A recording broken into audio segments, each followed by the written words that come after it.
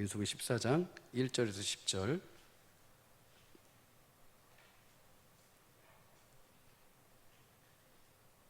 한 절씩 함께 읽을까요? 제가 먼저 읽겠습니다. 온 회중이 소리를 높여 부르짖으며 백성이 밤새도록 통곡하였더라.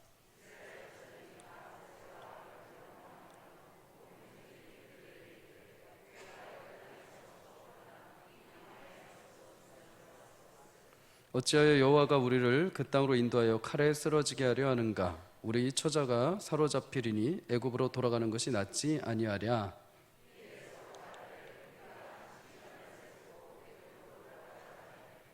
모세와 아론이 이스라엘 자손의 온 회중 앞에서 엎드러진지라.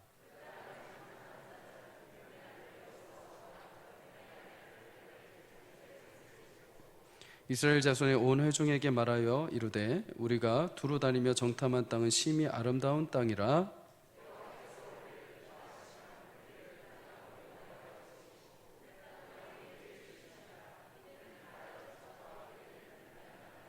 다만 여호와를 거역하지는 말라. 또 그 땅 백성을 두려워하지 말라. 그들은 우리의 먹이라. 그들의 보호자는 그들에게서 떠났고 여호와는 우리와 함께 하시느니라. 그들을 두려워하지 말라 하나 온 회중이 그들을 돌로 치려 하는데 그때에 여호와의 영광이 회막에서 이스라엘 모든 자손에게 나타나시니라. 아멘. 아멘. 오늘 본문 말씀을 가지고 현실과 믿음의 해석이라는 제목으로 은혜를 나누겠습니다. 인류 최초의 우주 비행사였던 러시아의 유리 알렉세예비치 가가린이라는 사람이 있습니다. 그는 1961년 4월 12일에 보스토크호라고 명명된 우주선을 타고 인류 최초로 1시간 29분 동안 우주 공간에서 유영을 하게 됩니다. 지구를 한 바퀴 이렇게 돌고 귀환을 하게 되죠. 귀환하고 나서 그가 첫 마디로 이렇게 얘기를 합니다. 지구는 푸르다. 지구는 정말 푸릅니다. 그런데 그 뒤에 다른 한마디를 남깁니다. 그게 뭐냐? 우주 어디에도 하나님은 없더라 였습니다. 그로부터 꼭 10년 뒤에 1971년 7월 30일에 미국 우주 비행사였던 제임스 어윈이라는 사람은 아폴로 15호를 타고 달에 착륙하게 됩니다. 8번째로 달을 밟았던 우주 비행사였죠. 월면차, 달에서 움직이는 자동차를 타고 9.6km를 주행을 하고 달 탐사를 하고 돌아오게 됩니다. 지구로 귀환해서 그가 하는 말은 이거였습니다. 나는 우주 여행을 하면서 그리고 달을 주행하며 우주 모든 곳에 가득 찬 하나님의 임재를 체험했습니다. 사실 그는 기독교 가정에서 자랐지만은 10살 때 믿음 생활이 흐지부지하게 됐습니다. 하지만 달 탐사하고 돌아온 이후에 믿음을 회복하고 그리고 독실한 기독교인이 되게 되죠. 미 항공 우주국에서 이제 은퇴를 하고 난 이후에 그가 죽기까지 20여 년 동안 목회자로 살아가면서 복음을 확증하고 또 전하는 인생을 살게 됩니다. 일반 사람들이 경험할 수 없는 우주라는 그 공간에서 유영을 하고 돌아온 한 우주인은 그곳에 하나님이 없다라고 말을 합니다. 반면 한 우주인은 그곳에 창조하시고 통치하시고 다스리시는 하나님의 전인격적인 임재를 경험하고 왔다고 말을 합니다.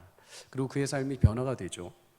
동일한 현실을 보고 왔는데 두 사람은 다른 결과를 맞이하게 됩니다. 왜 그럴까요? 그것은 현실에 대해서 현실을 바라보는 해석의 차이가 있기 때문이죠. 같은 현실이라 하더라도 같은 상황이라 하더라도 그 해석에 따라서 평가와 가치와 결과는 달라지게 됩니다. 어떤 사람은 물이 반 정도 남아있는 컵에 대해서 물이 이것밖에 없네 라고 불평할 수 있습니다. 어떤 사람은 물에 컵이 반이나 담아있네, 많이 있네 라고 풍족해 할 수도 있죠. 어떤 사람은 자신이 가진 재산이나 실력이나 능력이나 외모를 보면서 하나님이 나에게는 이 정도밖에 안 주셨어. 하나님이 나한테는 이것밖에 허락 안 하셨어. 내가 할 수 있는 것은 없어 라고 한탄하고 주저앉아 버립니다. 그러나 어떤 사람은 동일한 기준에 있음에도 불구하고 하나님 나에게 이렇게나 주셨어. 이것만큼 있기 때문에 내가 다른 것도 할 수 있어 라고 하면서 다른 삶을 살아가기도 합니다. 그리고 이런 해석에 따라서 그 삶의 방향과 결과와 결실은 완전히 천지 차이로 달라지게 되죠. 사랑하는 성도님들, 우리가 신앙생활을 함에 있어서 늘 언제나 기억해야 하는 것이 있습니다.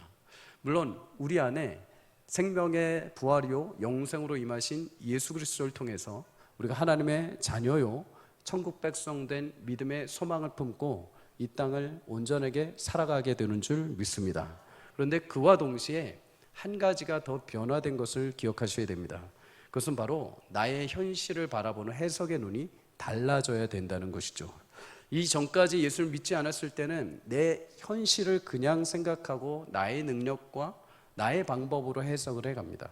있는 그대로 현실적인 한계 속에 그냥 판단하고 그저 그 안에서 머물러 있는 것이죠. 그러나 이제 여러분과 저는 예수 그리스도로 구원받은 모든 백성들은 이제 그 현실을 나의 시각으로 해석할 수가 없습니다. 누구의 시각입니까? 나를 바라보는 하나님의 시각으로 투영해서 해석을 해야 되는 것이죠. 사랑하는 성도님들, 하나님은 구원받은 그의 백성들을 결코 포기하지 않으시는 줄 믿습니다. 그들의 삶 가운데 반드시 하나님께서 생명의 씨앗을 심어 놓으시고 관계적으로 늘 동행하시며 결국에 영생의 축복까지, 은혜까지 이 땅에서 결실 맺게 하실 줄 믿습니다. 그렇다면 내 현실 가운데 항상 우리는 기억해야 됩니다. 내가 보여지는 대로 생각하고 해석하는 것이 아니라 하나님의 관점에서 내 삶을 바라보아야 되는 것이죠. 그럴 때 우리의 삶은 달라지게 됩니다. 우리의 삶의 해석이 달라지게 되죠. 우리 가정의 모습이 달라지게 되죠. 나의 직장과 환경, 나의 처지와 모든 삶의 결정들이 다 달라지게 됩니다. 사랑하는 성도님들, 여러분과 저에게 그런 새로운 영적인 시각이 열리기를 주의 이름으로 축복합니다. 세상적인 방법의 시각으로 계속 보면 늘 불만입니다. 늘 불평이죠. 세상이 여러분들에게 만족 주어진 적이 있습니까? 아니요. 시간이 가면 갈수록 몸도 아프죠. 연약해지죠. 허리도 아파지죠. 모든 게 그냥 불만투성이가 될 것입니다. 세상은 단 한 번도 여러분과 저에게 만족을 준 적이 없습니다. 그거는 그냥 단 순간적인 일들이죠. 그러나 그리스도 예수로 인하여서 내 영혼의 눈으로 다시 세상을 바라보면 우리는 새로운 영적인 눈이 열리고 하나님께서 우리에게 약속하시고 예비하신 삶의 비밀들을 열매 맺게 되는 줄 믿습니다. 오늘 그런 시각이 열릴 수 있기를 주의 이름으로 축복합니다. 오늘 그런 의미에서 이 본문이 우리 가운데 다시 믿음의 해석이 왜 필요한지, 그리고 그러면서 주시는 은혜, 또 우리가 붙들어야 될 것이 무엇인지를 다시 확인하는 시간이 되시기를 주의 이름으로 축복합니다. 이스라엘 백성들은 하나님이 약속하신 가나안 땅을 이제 눈앞에 두고 있었습니다. 그리고 하나님은 사실은 가나안에 이미 한번 들어가라고 명령을 하셨습니다. 신명기 1장 21절에 보면은 여호와께서 모세를 통해서 이스라엘 백성에게 가나안에 올라가서 차지해라, 두려워하지 마라, 주저하지 마라라고 이미 애초부터 처음부터 가나안에 들어가도록 명령을 한번 하신 적이 있습니다. 그런데 이스라엘 백성들이 주저하게 되죠. 주저하면서 뭐라고 핑계를 대냐면 모세에게 사람을 먼저 보내서 어디로 올라가는 게 좋을지 정탐하고 오도록 해주십시오 라고 말을 합니다. 실제적으로 나중에 보면은 이스라엘 백성들은 가나안 땅에 들어가고 싶지가 않은 겁니다. 애굽으로 다시 돌아가고 싶은 거죠. 힘겹게 굳이 그 땅에 가서 괜히 싸우고 괜히 그 땅의 거민들과 함께 막 맞붙이고 싶지 않은 겁니다. 그냥 편하게 그냥 노예 근성을 따라 과거로 돌아가고 싶었던 거죠. 그럼에도 적절하게 핑계댄 것이 그 땅을 한번 보고 오게 해주십시오 라는 명분입니다. 하나님은 이들의 요청을 받아들이십니다. 그리고 모세를 통해서 12명의 대표를 뽑아서 정탐을 보내게 되죠. 40일이라는 시간 동안에 최남단이었던 신광야에서 최북단인 르홉이라는 곳까지 두루 살피고 이들이 돌아올 때 모세가 그들을 보낼 때 이렇게 명령을 합니다. 민수기 13장 18절에서 20절에 그 땅이 어떠한지 정탐하라. 곧 그 땅 거민이 강한지 약한지 많은지 적은지와 그들이 사는 땅이 좋은지 나쁜지와 사는 성읍이 진영인지 산성인지와 토지가 비옥한지 메마른지 나무가 있는지 없는지를 탐지하라. 담대하라.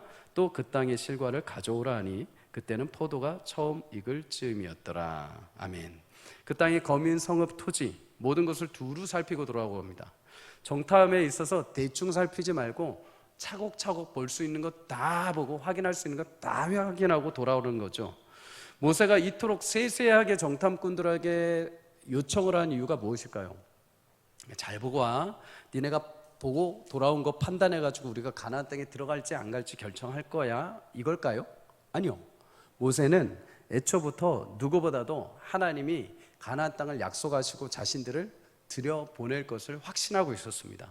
자신도 그 가나안 땅에 들어갈 것을 소원하고 있었죠.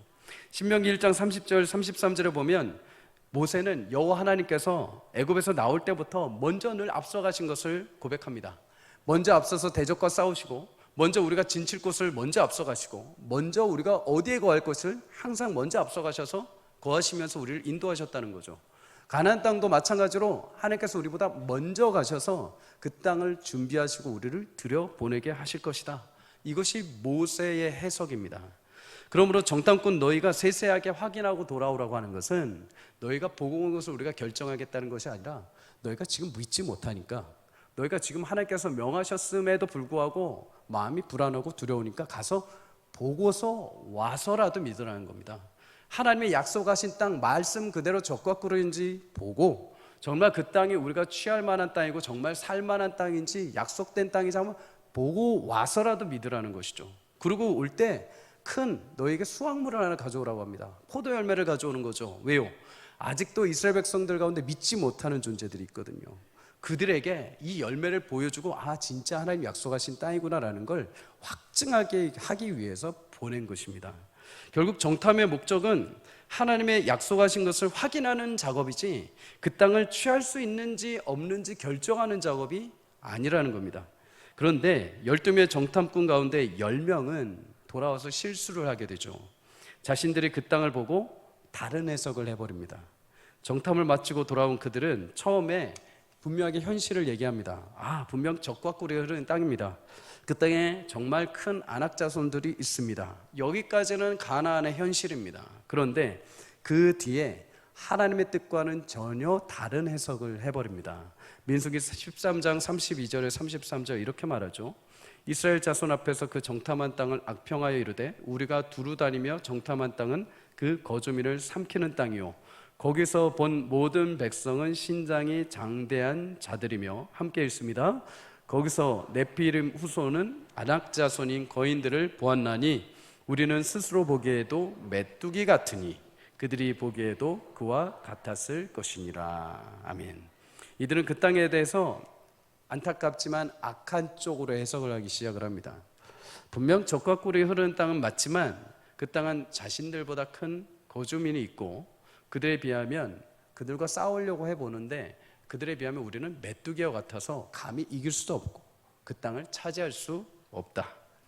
이들이 이렇게 하나님의 뜻과 전혀 다른 해석을 하게 되죠. 그러면 이렇게 다르게 해석을 한 기준은 무엇일까요? 악평을 한 10명의 정탐꾼은 33절에 자신들의 해석 기준을 이렇게 말합니다. 우리는 스스로 보기에도. 그들은 약속의 땅에 대해서 해석을 할 때 그 기준을 하나님의 뜻과 그 약속에 둔 것이 아니라 바로 자신들의 눈에 있는 자신들의 신체, 자신들의 싸움 능력을 기준으로 둔 것이죠. 한마디로 자기중심적인 기준에서 해석을 해버립니다. 똑같은 현실을 보지만은 자신들의 기준에서 해석을 하니까 못 올라갈 곳이 됩니다. 가기가 두려운 곳이 되어버린 것이죠. 신앙생활을 할 때 우리가 주의해야 할 부분이 이 부분입니다. 우리는 너무도 쉽게 하나님의 꿈과 하나님의 계획을 향해서 자신의 경험과 자신의 눈으로 해석을 해버립니다. 자신이 가지고 있는 경험으로 해석을 해버리는 거죠. 내가 경험한 하나님의 바운더리 안에서 해석을 해버립니다. 내가 경험한 교회의 신앙생활 안에서 해석을 해버립니다. 내가 경험했던 사람들의 관계 안에서만 해석을 즉흥적으로 해버린다는 것이죠. 하지만 여러분, 이렇게 자기중심적인 해석은 여러분 두 가지의 함정이 있습니다. 첫 번째는 자기중심적 해석은 불완전합니다. 늘 불완전합니다. 내가 기분이 좋을 때, 내가 기분이 나쁠 때 해석이 달라집니다. 상황이 좋을 때, 안 좋을 때 따라 해석이 달라집니다. 상대방이 나와 친하냐 안 친하냐에 따라서 얘기가 달라집니다. 내 마음에 드느냐 안 드느냐에 따라서 해석이 달라지게 되죠. 그러기에 자기중심적인 기준의 해석은 우리가 늘 불완전하기에 주의해야 되는 거죠. 또 하나, 자기중심적인 해석은 불순종과 원망을 만들어냅니다. 하나님은 아담과 하와에게 선악과를 따먹지 말라고 명령을 하셨습니다. 그런데 사단의 유혹을 받은 하와는 자신만의 해석을 하기 시작을 합니다. 먹음직도 하고 보암직도 하고 탐스럽기까지도 하다. 자신만의 해석에 따라서 그 열매를 먹어버리죠. 그리고 불순종의 범죄에 이르게 됩니다. 오늘 10명의 정탐꾼이 자기중심적인 해석을 하는데 그들의 입에서는 하나님의 말씀이 단 한 번도 나오지 않습니다.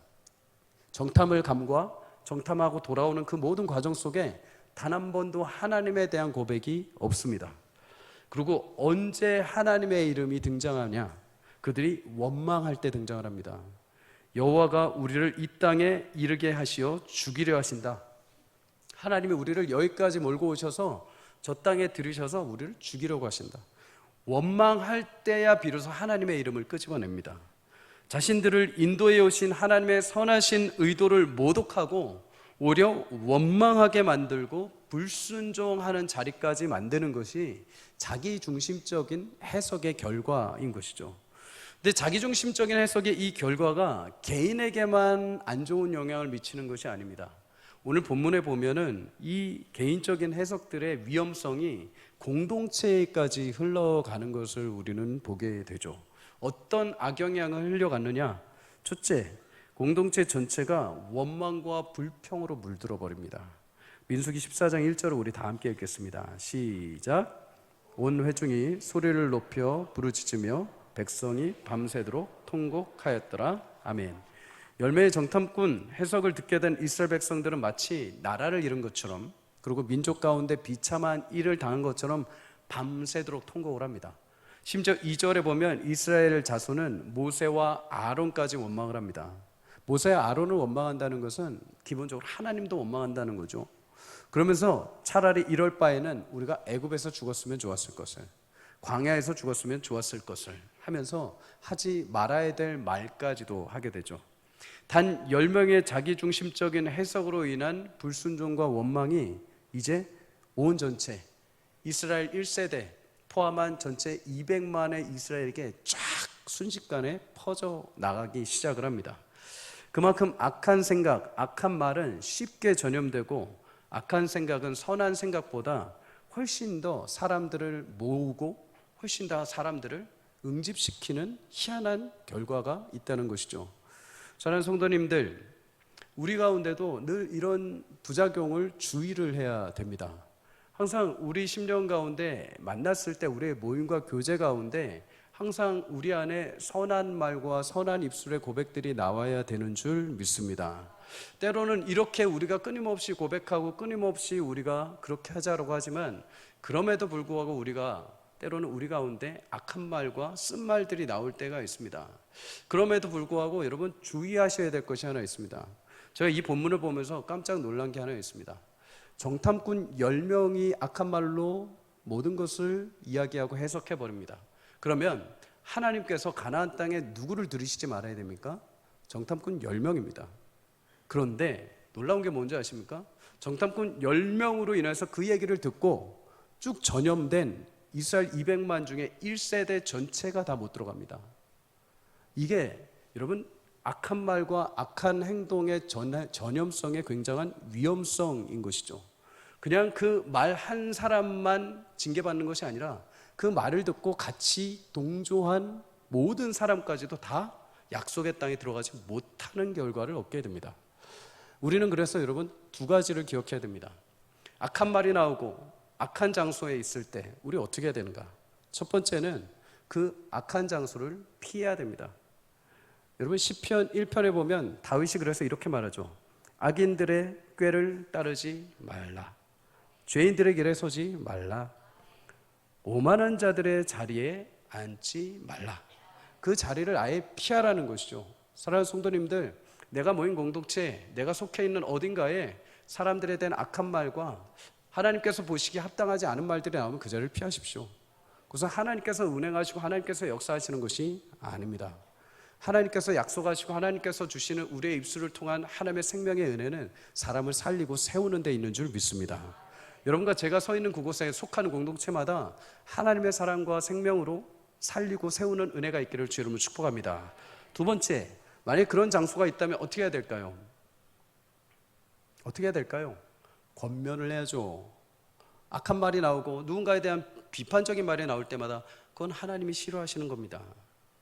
거룩한 공동체, 성숙한 공동체는 말을 안 하는 것도 있지만 그런 말들이 나올 때 어떤 성도라고 한다면 그거 하나님이 기뻐하시지 않는 말입니다. 그런 비판적인 말을 하면 안 됩니다 라는 말이 나와야 되는 거죠. 여러분, 이스라엘 백성들 중에 이해가 안 가는 것이 하나 있습니다. 10명의 정탐꾼이 와서 자기 해석대로 비판하고 하나님의 뜻을 오히려 거부합니다. 그런데 200만 중에 1세대 중에 단 한 명도 손을 들고 그 하나님의 뜻이 아니다 라고 한 사람이 갈렙과 여호수아 외에는 아무도 없다는 것입니다. 비참한 것이죠. 부디 사랑하는 서울 삼각교회 모든 성도님들, 우리 가운데 영적으로 하나님의 귀한 성숙함을 받아 우리 가운데 불의함과 우리 가운데 하나님께서 원하시지 않는 방법들이 나온다면 단호하게 그거에 대해서 하나님이 원하시지 않는 겁니다. 하나님이 기뻐하시지 않는 행동입니다. 그 말은 하나님께서 원치 아니하신 겁니다 하면서 우리 안에 바르게 세우고 자정작용할 수 있는 은혜가 있기를 주의 이름으로 축복합니다. 그냥 무뎌가니 그냥 원래 그런 거야 하고서 그냥 흘러가면 안 됩니다. 그럴수록 교회 안에 영적인 은혜와 교회 안의 가치와 교회 안의 기쁨과 하나님이 예배하신 신실한 은혜들이 점점 사그라드는 거죠. 점점 빼앗기는 것입니다. 성도님들, 여러분과 저의 모임과 우리 예배와 우리 교회를 통해서 하나님이 주시고자 하시는 풍성한 축복과 은혜가 있음을 기억하시기를 소망합니다. 그것은 우리 삶에 누리고 우리가 취해야 되는 것들이죠.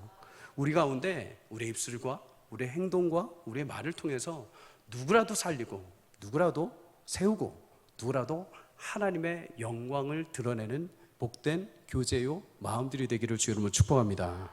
두 번째로 이들의 모든 자기관념적인 해석을 통해서 공동체 전체가 하나님을 경외하는 마음을 상실하게 됩니다. 민수기 14장 3절에 4절에 이렇게 말하죠. 어찌하여 여호와가 우리를 그 땅으로 인도하여 칼에 쓰러지게 하려 하는가?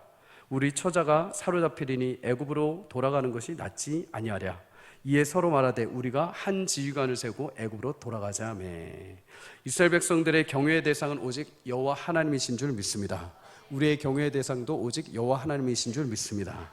가나안 땅의 정복은 사람의 힘으로 하는 것이 아니죠. 전적으로 하나님의 계획과 하나님의 의도하심과 하나님의 이끄심을 통해서 그 땅에 들어가는 하나님의 사역입니다. 그런데 열매의 정탐꾼은 그 마음에 하나님을 경외하는 마음을 상실해 버립니다. 도리어 무엇을 경외하느냐? 세상을 두려워하기 시작합니다. 네피림, 후손, 아낙 자손, 거대한 자손들을 보고 두려워합니다. 심지어 이들이 뭐라고 합니까? 자신들이 원하는 입맛에 맞는 리더를 세워서 애굽으로 돌아가자라고 이야기를 하죠. 애굽은 어떤 곳입니까? 바로가 통치하는 곳입니다. 그곳에서 그들은 노예로 종노릇하던 자들이죠. 그곳에서 비록 육체의 노동은 있었을지 모르지만 바로가 시키는 대로 했습니다. 바로가 주는 대로 먹었고 바로가 그냥 주는 대로 마시고 바로가 즐기라는 대로 즐겼던 자들입니다. 진정한 영적인 자유가 상실된 채 무가치한 삶을 살던 그곳, 하나님은 전적으로 보지 못하고 그냥 바로라는 우상에 끌려서 여러 가지 희한한 신들을 섬기던 그 땅으로 이들이 다시 회개하려고 하는 것입니다. 이와 같이 하나님이 약속하신 가나안 땅을 눈앞에 두고 이스라엘 백성 대표 열매의 정탐꾼은 또 200만 가까운 사람들은 자기들만의 해석에 사로잡혀서 더 이상 앞으로 나가지 못하고 오히려 범죄 가운데 뒤로 후퇴하게 되는 모습을 보게 됩니다. 그런데 여러분, 이 가운데서 우리가 오늘 본문에 보면 두 부류, 다르게 행동하는 두 부류가 나옵니다. 그 두 부류가 누굴까요? 첫째는 모세와 아론입니다. 민수기 14장 5절을 봅니다. 시작. 모세와 아론이 이스라엘 자손의 온 회중 앞에서 엎드린지라. 아멘. 온 이스라엘 전체가 하나님을 원망하고 모세와 아론을 원망하던 그 시기에 모세와 아론은 그들 앞에 엎드립니다. 그런데 그들의 엎드림은 살기 위한 엎드림이 아닙니다. 그들의 엎드림은 이스라엘 백성들이 끌어안혀서 엎드린 것이 아닙니다. 그들은 무서워서 엎드린 것이 아닙니다. 그들의 엎드림의 원어를 보면 자발적인 엎드림입니다. 그리고 이 엎드림이라는 것은 하나님을 경배할 때 엎드림입니다. 수많은 200만의 사람들이 원통하고 눈물을 흘리며 애통해하는 그 중간에서, 그 한복판에서 모세와 아론이 했던 것은 신실하게 하나님을 본 것입니다.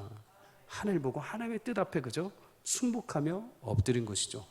엎드린다는 것은 하나님을 경외한다는 것. 또 한 가지가 더 있습니다. 그곳에 하나님이 임재하신다는 것입니다. 사랑하는 성도님들, 세상이 어떻든 세상이 어떤 상황에 있든지 간에 하나님은 하나님을 경외하는 한 사람이 있는 그곳에 하나님의 시선을 두시는 줄 믿습니다. 여러분이 밟는 곳곳이 여러분의 현실의 처지가 현실이 이 모양이야, 현실이 이따위야 라고 한탄할 필요 없습니다. 여러분과 제가 그곳에 가면 그 현실이 바뀌게 되는 줄 믿습니다. 현실이 바뀌어서 성도의 삶이 행복해지는 것이 아닙니다. 하나님은 어두운 현실 속에 성도를 보내서 성도로 하여금 그 어두움을 밝히시는 역할을 하십니다. 성도님들, 여러분에게 주어진 하나님의 역할이고 저에게 주어진 역할입니다. 하나님 우리에게 좋은 환경을 주십시오. 우리 가운데 환한 환경을 주십시오. 그래서 행복하게 해주십시오. 이것이 이스라엘 백성들의 염치 없는 요구였죠. 가나안 땅은 좋습니다. 적과 끓이는 땅은 좋습니다. 그런데 대적은 없게 하십시오. 그 땅 우리에게 주신 거 맞습니다. 올라가야 됩니다. 그런데 큰 거민은 없게 해주십시오. 성도님들, 세상은 언제나 네피림 거대한 민족들이 함께합니다. 여러분들과 제가 살아가는 현실 속에 거대한 민족이 없습니까? 골리앗 같은 현실이 없습니까? 아니요, 있습니다. 왜 없겠습니까? 있습니다. 그럼에도 하나님은 그곳 가운데 아주 작은 다윗이라 할지라도, 작은 다윗과 같은 여러분과 저라 할지라도, 그곳에 우리 손에 물맷돌 5개밖에 없다 할지라도 하나님을 신뢰하는 믿음의 여호와 이름을 들고 나가는 모든 자들의 그 땅에 하나님께서 능력으로 임하시는 줄 믿습니다. 모세와 아론은 그 수많은 원통함 속에서 그냥 하나님 앞에 꼬꾸라집니다. 하나님밖에 하실 수 없습니다. 하나님, 이들의 원망과 이들의 원통과 이들의 모든 하소연 하나님만 하셔야 됩니다 하고 엎드립니다. 사는 성도님들, 불의한 곳에, 죄악 같은 세상 속에, 어두운 현실 속에 여러분이 가는 곳곳마다 주께서 함께 동행하시고 하나님의 역사로 나타나시기를 주 이름으로 축복합니다. 성도님들, 두 번째로 눈의 아들 여호수아와 여분의 갈렙을 봅니다. 그들은 정탐꾼 10명 중에 나머지 2명으로 하나님의 뜻에서 해석을 하게 되죠. 그 땅은 정말 아름다운 땅이다. 여호와께서 우리에게 기뻐하심으로 반드시 그 땅을 주실 것이다. 우리 9절 다 함께 읽습니다. 시작. 다만 여호와를 거역하지 말라. 또 그 땅 백성을 두려워하지 말라. 그들은 우리의 먹이라. 그들의 보호자는 그들에게서 떠났고 여호와는 우리와 함께 하시느니라. 그들을 두려워하지 말라 하나. 아멘. 여러분, 진정 두려워할 대상은 하나님이시죠. 그러나 이스라엘 백성은 지금 두려워하는 대상을 엉뚱한 곳을 향하고 있습니다. 하나님을 경외하는 일을 실패하고 세상을 두려워하고 있었죠. 그러나 여호수아와 갈렙은 분명하게 말합니다. 하나님을 두려워하라. 하나님을 경외하라. 하나님을 기뻐해라. 왜? 여호와께서 우리와 함께 하시기 때문이다. 그러니 저 두려워하는 저 모든 거민들을 너희는 무서워하지 말고 담대하게 올라가자. 마태복음 10장 28절에 이렇게 말합니다. 다 함께 읽습니다. 시작. 몸은 죽여도 영혼은 능히 죽이지 못하는 자를 두려워하지 말고 오직 몸과 영혼을 능히 지옥에 멸하실 수 있는 이를 두려워하라. 아멘. 성도님들, 우리의 몸과 영혼 그리고 심지어 지옥까지 멸하실 수 있는 여호와 하나님이 우리와 함께 하심을 믿으시기를 주 여러분 축복합니다. 그 하나님은 우리의 문제보다 크신 하나님이십니다. 세상의 수많은 두려움을 뚫고 세상의 수많은 걱정을 뚫고 우리 가운데 찾아오셔서 우리를 온전케 하시는 하나님이신 줄 믿습니다. 그분이 우리와 함께 하시는 거죠. 그런데 하나님이 나와 함께 하시기에 여호수아와 갈렙이 뭐라고 합니까? 내가 세상의 밥이 아니라 그들은 오히려 우리의 밥이다 라고 이렇게 말을 합니다. 여러분, 불신의 눈으로 보면 이스라엘은 그저 거민들에게 밥밖에 될 수 없습니다. 그런데 믿음의 눈으로 보게 될 때 어떻게 됩니까? 그 거민들은 이스라엘의 밥이 되는 것이죠. 그러므로 여러분, 이 땅에서 하나님께서 우리에게 주신 여러 가지 시련과 상황과 환경들, 여러분, 그런 것들이 크면 클수록 우리 앞에 하나님께서 놓여주신 상은 더 큰 것으로 다가오게 되는 줄 믿습니다. 시편 23편 5절에 그래서 다윗은 이렇게 고백합니다. 주께서 내 원수의 목전에서 내게 상을 차려주시고 기름을 내 머리에 부으셨으니 내 잔이 넘치나이다. 아멘. 사랑하는 성도님들, 하나님은 우리를 세상의 먹잇감으로 넘겨주시지 않습니다. 오히려 우리 앞에 많은 문제와 대적들을, 그 모든 것들을 우리 앞에 상으로 차려주시고 마침내 하나님 귀한 영광의 승리의 잔을 우리 가운데 들게 하실 줄 믿습니다. 문제가 커질수록, 고난이 크게 다가올수록 하나님께서 더 우리 가운데 세상의 상을 더 크게 차려주실 것이고 마침내 그것을 우리 가운데 기쁜 잔으로 나타내시기 위해 하나님이 역사하시는 놀라운 일들이 일어나게 될 줄 믿습니다. 마지막으로 우리가 한 가지를 더 확인해야 됩니다. 이제 이스라엘 200만 그리고 10명의 정탐꾼, 그러고 나서 이제 하나님의 신실한 해석을 가지고 있는 모세와 아론, 여호수아와 갈렙, 이렇게 나뉘게 됩니다. 아무리 하나님께서 선택하신 모세와 아론, 여호수아와 갈렙이라 하더라도 200만의 이스라엘 백성, 그들의 위협을 버텨낼 재간은 없었을 겁니다. 아무리 옳은 소수라 하더라도 불의한 다수의 한계, 다수의 위협을 감당하기는 쉽지 않았을 겁니다.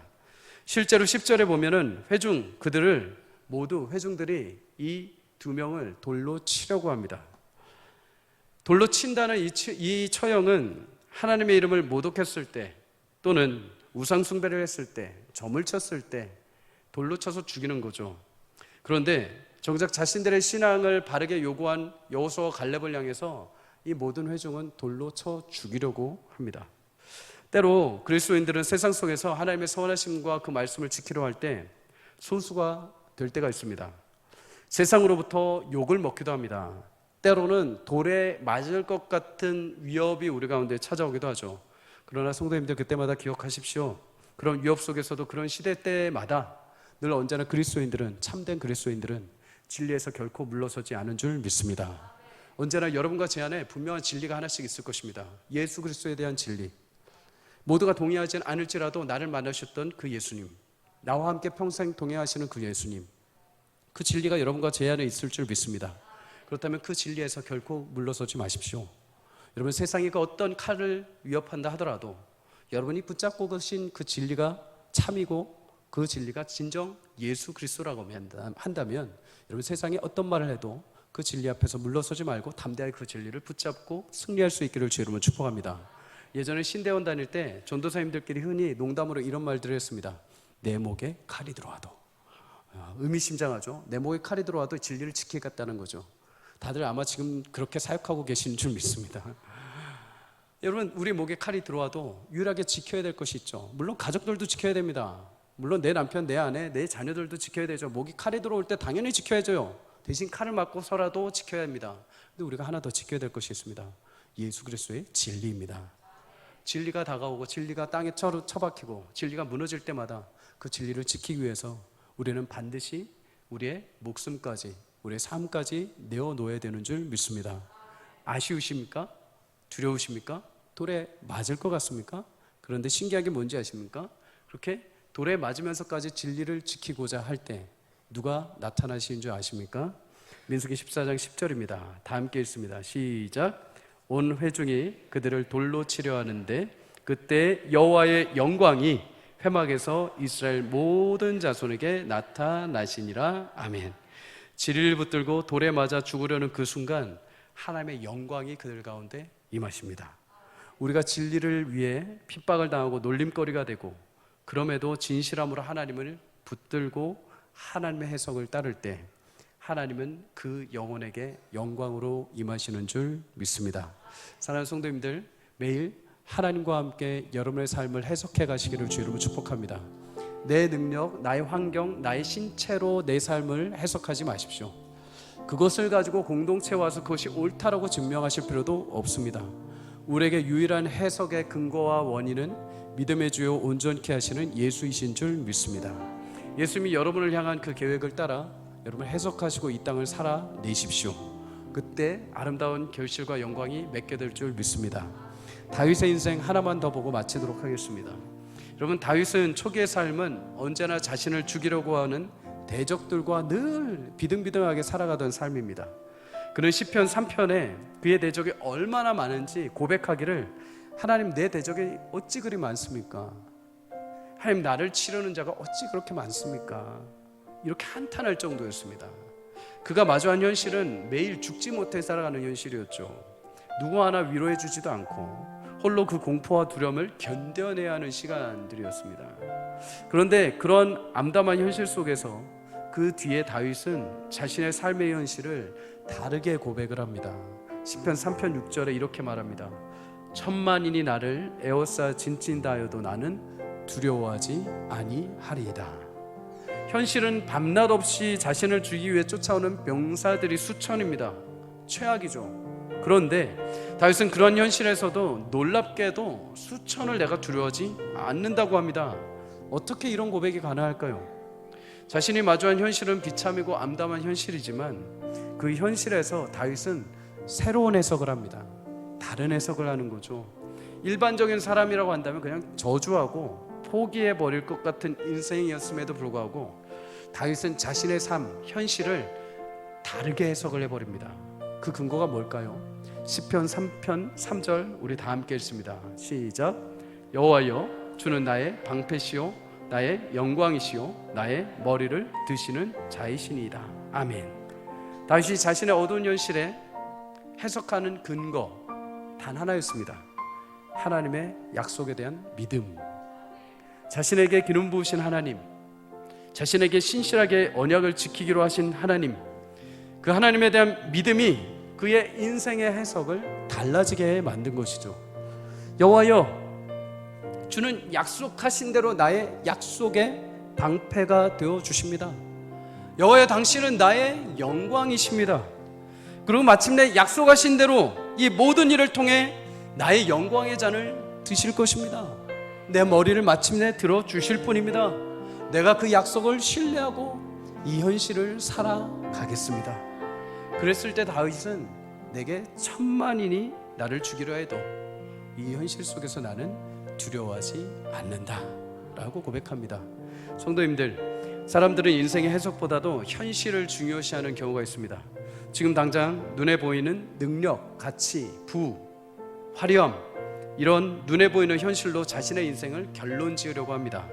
그러다 보니 현실에 매이게 되죠. 현실이 마음에 안 들 때는 완전 바닥을 치다가도 현실이 내 마음에 조금 들면 또 막 좋아집니다. 하지만 그리스도인들은 현실에 따라 나의 인생을 해석하는 것이 아니라 하나님의 약속에 대한 믿음을 따라 현실을 해석해야 되는 줄 믿습니다. 그럴 때 우리의 현실을 따라 우리는 살지 않고 하나님의 약속에 따라 나의 삶에 예배하신 하나님의 크신 뜻이 성취될 줄 믿습니다. 부디 사랑하는 성도님들, 오늘 하루 또 우리 한 주간을 살아갈 때 내게 주어진 현실 그대로를 해석하기보다는 하나님께서 나를 통해 이루시고자 하시는 하나님의 약속과 그 믿음을 가지고 내 현실을 바라보고 해석할 수 있기를 주님을 축복합니다. 그럴 때 다른 삶이 펼쳐질 겁니다. 그럴 때 하나님이 예비하신 다른 결과가 여러분과 제 삶에 열매 맺게 될 줄 믿습니다. 똑같은 삶입니까? 똑같이 반복되는 현실입니까? 그러면 이제 예수의 눈으로 다시 바라보십시오. 예수의 눈으로 나의 가정을 다시 한번 살펴보십시오. 예수의 눈으로 나의 직장과 나의 건강과 나의 현실을 다시 한번 바라봐 보십시오. 그럴 때 우리가 보지 못했던 하나님의 영광스러운 세미한 비밀을, 그 기적을 체험하게 될 것입니다. 한 주 동안 그런 영광스러운 영광의 귀한 시선을 가지고 여러분의 삶을 복되게 살아내시기를 주의 이름으로 간절히 축복합니다. 우리 함께 찬양하시고 귀한 예물 드리도록 하겠습니다.